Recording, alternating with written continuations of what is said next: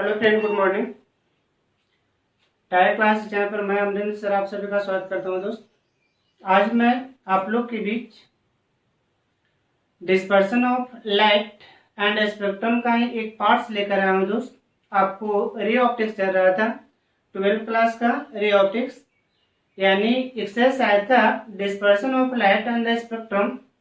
तो इसमें आपको बता चुके थे कि प्रिज्मों का कॉम्बिनेशन दो प्रकार के होते हैं। एक कॉम्बिनेशन का नाम होता है बर्न विक्षेपण रहित विचलन, जो कि लेक्चर नंबर 17 में ऑलरेडी हमने यूट्यूब पर डाल रखा है। यदि नहीं देखे होंगे तो पहले 17 को देखिए, उसके बाद ये जो अभी अभी पढ़ा रहे हैं वो बात समझ में आएगा, अन्यथा समझ में नहीं आएगी। फिजिक्स एक दूसरे से लिंकअप है। जब तक कि आप फर्स्ट टॉपिक को अच्छी तरह से नहीं पढ़ेंगे, सेकंड नहीं समझ में आएगा। आप कोशिश करें कि dispersion of light and spectrum जो हमने एक्सरसाइज स्टार्ट किया था, यानी वह लेक्चर नंबर 13 से लेके कंटिन्यू देखें। 13, 14, 15, 16 ये सब एक्सरसाइज 4 का है, यानी ये रे ऑप्टिक्स का लास्ट चैप्टर है। इसके बाद रे ऑप्टिक्स आपका समाप्त हो जाएगा। तो आपको अभी हम बताने वाले हैं बर्न विक्षेपण रहित विचलन ऑलरेडी हुआ था, और अभी फिलहाल विचलन रहित बर्न विक्षेपण के बारे में डिस्कस करेंगे। तो यहाँ पर हमने ऑलरेडी क्वेश्चन लिख रखा है। क्वेश्चन को आप देखेंगे, क्वेश्चन कह रहा है कि विचलन रहित बर्न विक्षेपण किसे कहते हैं, यानी डिस्पर्सन विदाउट डेरिवेशन क्या होता है, इसके बारे में समझेंगे। यानी सवाल में कह रहा है विचलन रहित का मतलब होता है, यहाँ पर देखिए रहित का मतलब होता है नहीं, विचलन रहित मतलब विचलन की घटना नहीं हो लेकिन विक्षेपण की घटना हो। याद रखना दोस्त, प्रिज्म से मात्र दो ही घटना होती है, एक विचलन डिवीजन की घटना होती है और दूसरा बर्न विक्षेपण, वह 7 रंगों में कन्वर्ट करता है। यदि फलक समतल है, जैसा आप यहाँ पर देखें, मान के चले ऐसा एक प्रकार का कांच का स्लाइड है, ठीक है, यह एक प्रकार का कांच का स्लाइड है। कोई कहता है सर क्या कांच का स्लाइड है, कांच के स्लाइड के सहारे भी 7 रंग में विभक्त प्रकाश होगी या नहीं होगी? तो चलिए यहाँ पर आपको यहाँ दिखाते हैं। मान के चले यह लाइट ऐसे आ रही है, इस सरफेस पर हमने इस रूप में लम्ब डाल दिया। सरफेस पर हमने क्या डाले, तो लम्ब डाले। अब इस लाइट को जाना चाहिए था, यानी इस पर इस रूप में जाना चाहिए था, यानी इस रास्ते से, बट इस रास्ते से वह जाएगी नहीं। हम पढ़ चुके, इधर हवा है, ठीक है, हवा है, और एक क्या हुआ, तो एक कांच का स्लाइड है, एक कांच है। तो जब प्रकाश हवा से कांच में प्रवेश करेगा, मतलब विरल से सघन, तो लंब की ओर विचलित हो जाएगी। तो यहाँ पर देखें लंब की ओर विचलित हो गया, मतलब इस रूप में किरणें झुक जाती है, लंब की ओर मुड़ जाती है, यानी यही कहलाता है डेरिवेशन। झुकने की जो घटना है यही क्या कहलाता है, तो डेरिवेशन। आप देखिए जब हवा से कांच में गया तो मान के चले 10 डिग्री से नीचे की ओर झुका होगा, यहाँ से यहाँ कितना डिग्री, तो 10 डिग्री। तो सरफेस पर हमने इस रूप में पुनः फिर से लम्ब डाल दिया, और ये सघन है, विरल है, पुनः ये हवा, तो इधर भी तो हवा होगा। तो सघन और विरल रहने के कारण जब प्रकाश पुनः इधर से इधर, सघन से विरल, तो लम्ब से दूर हट जाती है, तो ये वाला प्रकाश ऐसे चल जाता है, यानी इस रूप में हो जाती है। अब देखें ये वाला लाइन और ये वाला लाइन एक दूसरे के पैरेलल है, देख रहे होंगे, समानांतर है। ये जो लाइन देख रहे हैं ये लाइन समानांतर, क्यों? क्योंकि ये 10 डिग्री से जब नीचे झुका है तो यहाँ पर 10 डिग्री से ही ऊपर गया, तो 10 जितना नीचे उतने ऊपर चला गया। इसका मतलब कहें कि इसमें विचलन की घटना नहीं हो रही है। इसमें विचलन डेरिवेशन की जो घटनाएं हैं इक्वल टू परिणामी डेरिवेशन 0, क्योंकि 10 डिग्री से झुकाव नीचे की ओर और 10 डिग्री से झुकाव ऊपर की ओर हुआ, तो इस अवस्था में विचलन नहीं हुआ। तो यहाँ वही कह रहा था विचलन रहित, मतलब इसमें विचलन की घटना नहीं हुआ। अब सवाल उठा कि क्या 7 रंग में तोड़ेगी प्रकाश को, तो यह 7 रंग में व्यक्त नहीं करेगी, क्यों? क्योंकि यह एक प्रकार का कांच या स्लाइड है। तो यहाँ पर देखें इस रूप के कांच की स्लाइड की हम बात कर रहे थे, ऐसा एक प्रकार का कांच का स्लाइड है, इसी स्लाइड में इस स्लाइड को हमने ऐसे एडजस्ट कर दिया और इसी से प्रकाश जाने की बात कर रहे थे। यदि ऐसा होगा तो यह सिस्टम कभी भी प्रकाश के 7 रंग में तोड़ नहीं सकती, क्योंकि इसकी पहली सरफेस और दूसरी सरफेस एक दूसरे के पैरेलल समानांतर है, और समानांतर होने की वजह से एक कभी भी 7 रंग में नहीं तोड़ सकती। यह प्रिज्म नहीं है, एक प्रकार का स्लाइड है। तो ये स्लाइड क्या करता है, तो विचलन करेगी बट वर्ण विक्षेपण नहीं करेगा। डिवीजन होगा बट डिस्पर्सन नहीं होगा। नॉट डिस्पर्सन एंड ओनली मतलब डिवीजन, इसमें सिर्फ और सिर्फ डिवीजन की घटना होती है, डिस्पर्सन की नहीं। तो ऐसा कांच के स्लाइड में आप समझेंगे कि सिर्फ यानी इसमें विचलन की घटना होती है। अब सवाल उठा यहाँ पर कि यदि प्रिज्म होता तो क्या होता, तो प्रिज्म में दोनों घटनाएं होती। जैसे सपोज दैट मान के चले ऐसा यदि प्रिज्म है तो प्रिज्म में दोनों घटना करती है। यहाँ से प्रकाश गया, इसे जाना चाहिए था, ऐसे नहीं जाने देती, मतलब ऐसे जाने नहीं जाती, बल्कि यहाँ से देखेंगे 1 2 3 3 कलर लिए, यानी ऊपर में रेड है, बीच में येलो है, सबसे नीचे वायलेट। देखिए यहाँ पर यहाँ से यहाँ लाल का विचलन अलग है, यहाँ से यहाँ येलो का विचलन अलग है, यहाँ से यहाँ वायलेट का विचलन अलग है, विचलन भी अलग अलग है। यह कारण कि ये कलर भी सब अलग अलग है। यदि यहाँ पर्दा लगा दे तो वह पर्दा स्पेक्ट्रम कहलाएगा, उस पर्दा को स्पेक्ट्रम कहेंगे। तो इसमें दो घटना हुआ, विचलन भी हुआ, 7 रंग भी बना। लेकिन हमें क्या करना है, विचलन नहीं करना है, लेकिन वर्ण विक्षेपण की घटना करना है। उसको लिए क्या करते हैं, तो 2 गो प्रिज्म का इस्तेमाल करते हैं, यानी एक क्राउन का बना हुआ और एक पिरामिड का बना हुआ डबल प्रिज्म पे वही प्रिज्मों का कॉम्बिनेशन हुआ, प्रिज्मों का कॉम्बिनेशन करेंगे। तो सबसे पहले यहाँ पर एक हमने प्रिज्म बना रखा है, इस रूप में प्रिज्म बना दिए। तो यह जो प्रिज्म हमने बनाया, ये प्रिज्म बनाते टाइम में ध्यान देना है कि प्रिज्म कोण का मान अल्प होना चाहिए। ये प्रिज्म कोण है वह अल्प होना चाहिए। यहाँ से प्रकाश इस रूप में जाती है, ये प्रकाश जाती है, तो ये प्रकाश को होना चाहिए था क्या, इस रूप में इसको डॉट डॉट से निकल जाना चाहिए था, यानी ये सामने जो देख रहे हैं ऐसे इसे चल जाना चाहिए था। लेकिन होता क्या है, वह उस रूप में जाएगी नहीं, बल्कि यहाँ पर देखिए ऊपर में रेड है, यहाँ पर येलो है और सबसे नीचे वायलेट है। इस रूप में कितने कलर, तो 7 कलर में होता है चेंज, लेकिन हमने 3 कलर को दिखाया। सबसे ऊपर में रेड होगा, यहाँ पर रेड होगा, उसके बाद क्या, तो यहाँ येलो होगा, माध्य रंग येलो है और सबसे नीचे का रंग क्या है, वायलेट है। ये कौन सा कांच का है, तो क्राउन कांच का। अब सवाल उठा कि सर ये पहला क्राउन है तो सेकंड भी क्राउन लगा दें तो क्या ऐसी घटना होगी या नहीं होगी, तो वो अवस्था में याद रखना है कि इस प्रकार की घटनाएं नहीं होती है। यानी फर्स्ट यदि क्राउन है तो सेकंड पिरामिड कांच का रखना होगा। यहाँ पर देखिए एक और ऐसा प्रिज्म बनाएंगे, इस रूप में एक और हमने प्रिज्म बनाया, और यह प्रिज्म किसका बना हुआ है, तो अलग कांच का मटेरियल है। एक क्राउन और एक पिरामिड, एक क्राउन और दूसरा क्या है, पिरामिड है। सेम मटेरियल का हम कांच नहीं बनाएंगे, प्रिज्म नहीं बनाएंगे। कांच का कई प्रकार होते हैं, क्राउन है, पिरामिड है, पायरेक्स है, रेशेदार है, सबका अलग अलग मटेरियल से मतलब होते हैं। कांच का एक प्रकार है। तो आपको याद रखना है कि फर्स्ट क्राउन का है और सेकंड हुआ पिरामिड का बना हुआ है। अब यहाँ से जैसे प्रकाश पड़ते तो हम जानते हैं कि प्रिज्म कोण के सामने वाली जो भुजा है वह बेस आधार और किरणों का झुकाव बेस की तरफ होता है। अब यहाँ पर देखिए इसका प्रिज्म कोण तो ये था, लेकिन इसका प्रिज्म कोण हमने क्या मान रखा, A'। इसका प्रिज्म कोण कितना है, A'।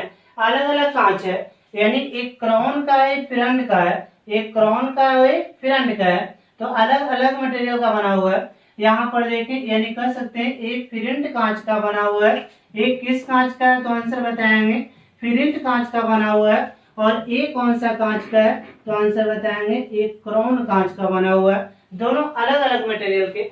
यदि क्राउन और यदि क्राउन होता है तो ऐसी घटना नहीं हो सकती है, सेम मटेरियल के बीच में ये घटनाएं नहीं होती है। तो अब ये क्या करता है, तो इस रूप में यहाँ से बेस की तरफ, तो बेस तो सामने है यानी ऊपर की ओर, तो यहाँ बेस की तरफ मुड़कर एक किरण ऐसे निकल गई, एक किरण ऐसे निकल गया और एक किरण ऐसे निकल गया। अब सोचे आप, यदि ए रेड है, यहाँ देख रहे हैं ए रेड ऊपर में, तो रेड वाला सबसे नीचे में आ गया, यहाँ रेड हो गया। ये वाला येलो है, येलो बीच में था, येलो बीच में ही रह गया। ये वायलेट है, ये वायलेट सबसे नीचे था, जो वह वायलेट सबसे ऊपर चला गया। ऐसे भी आप पढ़ चुके होंगे। यहाँ पर देखें इस रूप में, यानी 3 प्रकार का कलर हुआ, वायलेट हुआ, येलो हुआ और यहाँ पर रेड हुआ। ऐसे भी पढ़े, बेस की तरफ कौन कलर होता है तो वायलेट, और सबसे ऊपर में कौन कलर होता है तो रेड। यदि यहाँ पर हमने पर्दा लगा दिया होता तो पर्दे पर 7 रंग बनना शुरू हो जाता है। और यहाँ पर क्या ये वाला किरण इससे कट रही है तो नहीं, तो हम कह सकते हैं कि इसमें क्या होता है तो विचलन की घटना नहीं होती है, लेकिन वर्ण विक्षेपण की घटना होती है। तो यहाँ पर आपको पिक्चर तक के बताएं, पिक्चर यहाँ तक हुआ। अब देखें आगे पीडीएफ से आपको बता रहे हैं। तो अब यहाँ पर आप देख रहे हैं, यही पिक्चर के बारे में अभी हमने बात कर रहा था कि ए वाला प्रिज्म कोण है और ए भी प्रिज्म कोण है, एक क्राउन है फिरंट है। तो यहाँ पर देखें श्वेत प्रकाश दिए, एक ऐसा प्रकाश है तो श्वेत प्रकाश, तो श्वेत प्रकाश डाले। तो यहाँ पर देखें जाना चाहिए था इस पर, वैसे नहीं गई। यहाँ पर पर्दा रखें तो 7 रंग बना पर कोण नहीं बना, मतलब आपको कह सकते हैं कि इसमें विचलन की घटना नहीं हुई, लेकिन वर्ण विक्षेपण की घटनाएं होती है। तो यहाँ पर एक क्राउन के लिए प्रिज्म कोण ए है और फिरंट के लिए प्रिज्म कोण कितना ए डैश, क्राउन ए और फिरंट कितना ए डैश। तो अब सवाल उठा कि सर एक घटनाएं कहते किसे हैं, तो इसकी डिफिनेशन क्या होता है। तो इसका डिफिनेशन समझने के लिए आपको यहाँ से आपको समझना होगा। ये आपका रहा क्वेश्चन में था विचलन रहित वर्ण विक्षेपण, जिसमें विचलन की घटना न हो लेकिन वर्ण विक्षेपण की घटना होती है। यानी वो जिसमें विचलन की घटना न हो लेकिन वर्ण विक्षेपण की घटना होती है, वह कहलाता है विचलन रहित वर्ण विक्षेपण। क्वेश्चन से ही इसका डेफिनेशन निकल कर आता है, परिभाषा निकल कर आता है। यानी ये जो आप क्वेश्चन देख रहे हैं इतना करना हालांकि कोई जरूरी नहीं है, लेकिन यदि आप बेसिक समझे तो इतना आप कर भी सकते हैं।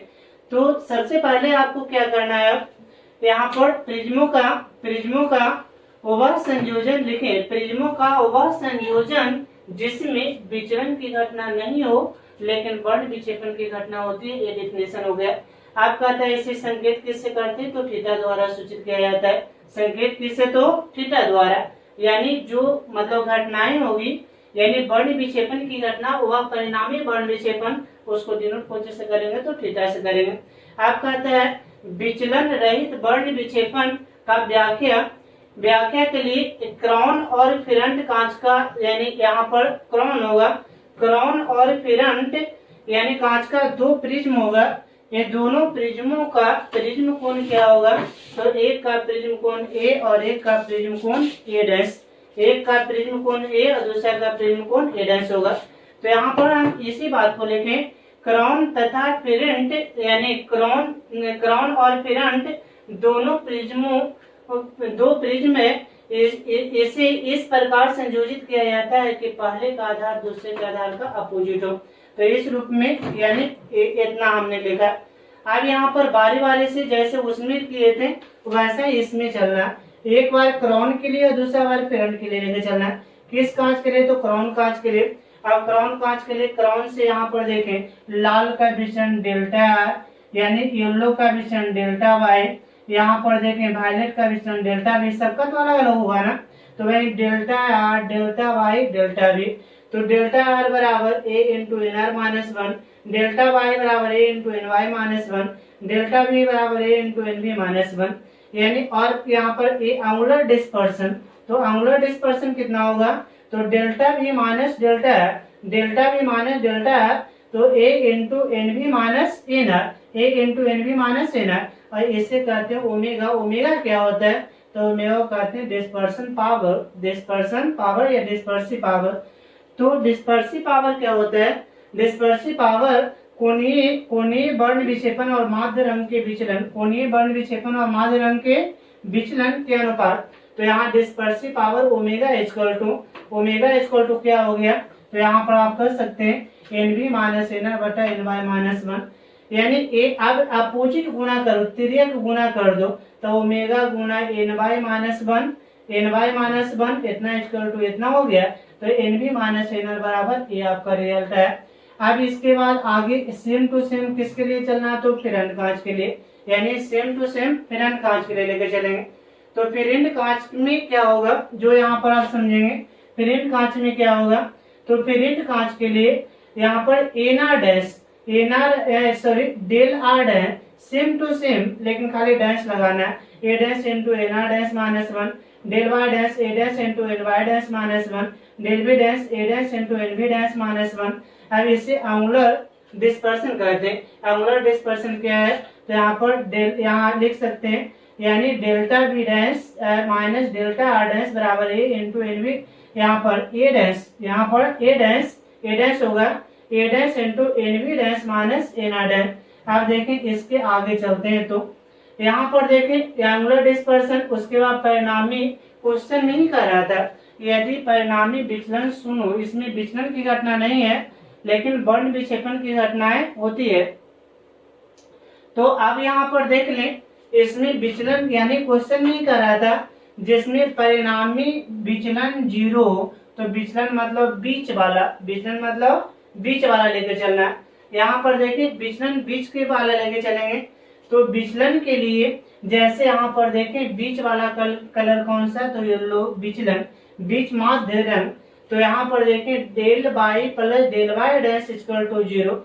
अब एक बात और ध्यान रखना, ये जो बाई जो कलर है येलो, वह बीच का कलर नहीं है, माध्य का कलर है। माध्य यहाँ पर है, बीच मतलब हुआ यानी बैजानी पिनाला जब लिखते हैं, यहाँ पर देखें ऐसा एक बार लिखते हैं, यानी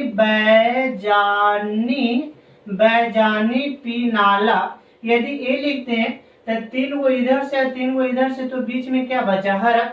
तो बीच का रंग हरा होता है, लेकिन अब सवाल उठा कि सर यहाँ बीच का रंग पीला आप क्यों लिए, तो बीच वाला नहीं है, माध्य का रंग है। माध्य का मतलब होता है चर मानों का योग बटा चर मानों की संख्या। जैसे लाल का क्रमराज कितना होता है जी, तो 78 एंगस्ट्रॉम। इसी प्रकार लाल का, नारंगी का, उसके बाद पीला का, उसके बाद पीला हरा का, ये सब को जोड़ेंगे और उसके बाद बैगनी का, तो बैगनी का 39 एंगस्ट्रॉम। इतना बटा 7 करेंगे तो जो कलर प्राप्त होता है, जो वेवलेंथ प्राप्त होता है, वह वेवलेंथ येलो का होता है, पीला का होता है, इसलिए माध्य रंग पीला होता है। तो यहाँ माध्य रंग आपको समझना है, एक माध्य रंग और एक बीच का रंग दोनों में अंतर है, यानी एक माध्य रंग और एक बीच का रंग दोनों में अंतर क्या है, तो यही समझे। अब यहाँ के बाद यहाँ पर आपको लेकर चलते हैं, क्वेश्चन में ही कर रहा था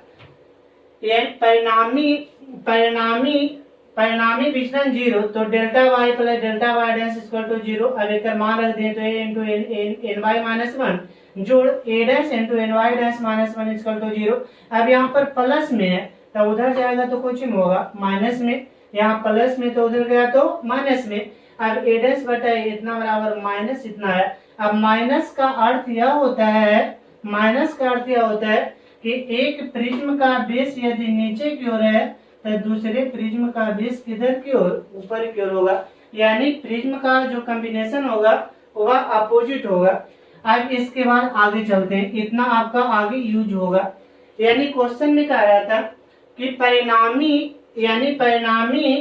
वर्ण विक्षेपण, अभी हमने माना कि थीटा से डिनोट करते हैं, यदि परिणामी वर्ण विक्षेपण थीटा हो तो थीटा के लिए आपको क्या करना है, तो थीटा बराबर डेल्टा भी माइनस डेल्टा आर, और जो डेल्टा भी डैश माइनस डेल्टा आर। एक क्राउन कांच के लिए एक फिरेंट कांच के लिए दोनों का जोड़ इक्वल टू थीटा।